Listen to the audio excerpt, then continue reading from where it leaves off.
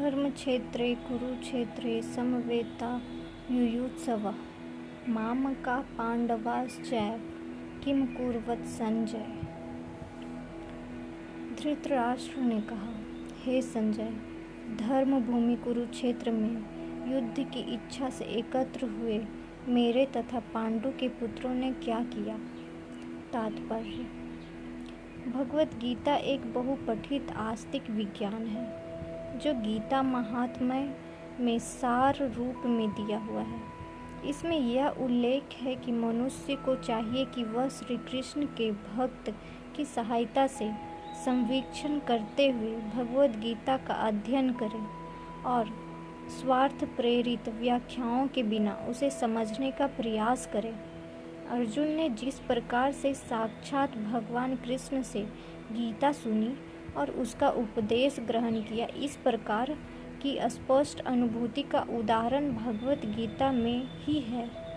यदि उस गुरु परंपरा से निजी स्वार्थ से प्रेरित हुए बिना किसी को भगवत गीता समझने का सौभाग्य प्राप्त हो तो वह समस्त वैदिक ज्ञान तथा विश्व के समस्त शास्त्रों के अध्ययन को पीछे छोड़ देता है। पाठक को भगवत गीता में न केवल अन्य शास्त्रों की सारी बातें मिलेंगी, अपितु ऐसी बातें भी मिलेंगी जो अन्यत्र कहीं उपलब्ध नहीं है। यही गीता का विशिष्ट मानदंड है। स्वयं भगवान श्री कृष्ण द्वारा साक्षात उच्चरित होने के कारण यह पूर्ण आस्तिक विज्ञान है। महाभारत में वर्णित धृतराष्ट्र तथा संजय की वार्ताएं इस महान दर्शक के मूल सिद्धांत का कार्य करती है। माना जाता है कि इस दर्शन की प्रस्तुति कुरुक्षेत्र के युद्ध स्थल में हुई, जो वैदिक युग से पवित्र तीर्थ स्थल रहा है। इसका प्रवचन भगवान द्वारा मानव जाति के पथ प्रदर्शन हेतु तब किया गया जब वे इस लोक में स्वयं उपस्थित थे।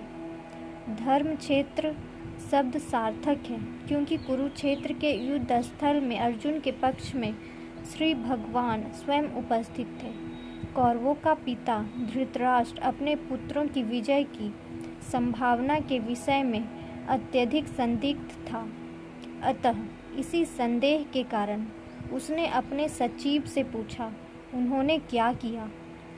वह आश्वस्त था कि उसके पुत्र तथा उसके छोटे भाई पांडु के पुत्र कुरुक्षेत्र की युद्ध भूमि में निर्णयात्मक संग्राम के लिए एकत्र हुए हैं। फिर भी उसकी जिज्ञासा सार्थक है।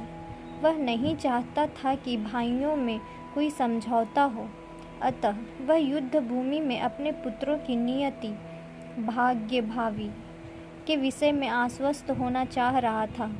चूँकि इस युद्ध को कुरुक्षेत्र में लड़ा जाना था, जिसका उल्लेख वेदों में स्वर्ग के निवासियों के लिए भी तीर्थ स्थल के रूप में हुआ है, अतः धृतराष्ट्र अत्यंत भयभीत था कि इस पवित्र स्थल का युद्ध के परिणाम पर न जाने कैसा प्रभाव पड़े। उसे भली भांति ज्ञात था कि इसका प्रभाव अर्जुन तथा पांडु के अन्य पुत्रों पर अत्यंत अनुकूल पड़ेगा, क्योंकि स्वभाव से वे सभी पुण्यात्मा थे।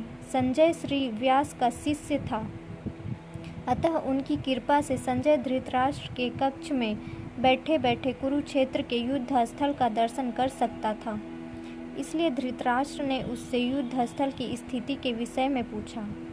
पांडव तथा धृतराष्ट्र के पुत्र दोनों ही एक वंश से संबंधित थे, किंतु यहाँ पर धृतराष्ट्र के वाक्य से उसके मनोभाव प्रकट होते हैं।